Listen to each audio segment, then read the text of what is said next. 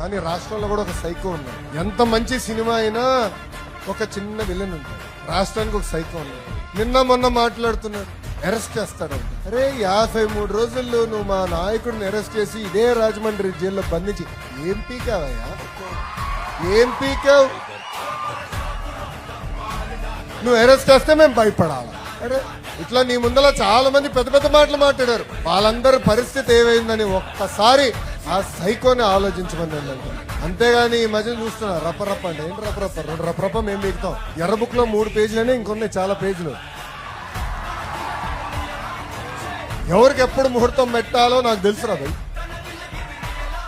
ఎందుకో ఆవేశం ఎగిరెగిరి వస్తున్నాయి. ఏం కంగారు లేదు. చట్టాన్ని గాని మీరు ఉల్లంఘిస్తే నేను ఎవరిని వదిలిపెట్టాను. ఈ కూటమి ప్రభుత్వం వదిలిపెట్టాను ఎవరైనా. That is the power of red. అందుకే నేను రాసుకున్నా, అందుకే నేను పెట్టుకున్నా. నేను ఎవరిని వదిలిపెట్టాను. ఇక్కడున్న కార్యకర్తలందరం మనం చేయాల్సిన పనులు మనం చేయాలి. అది మనం మర్చిపోకూడదు.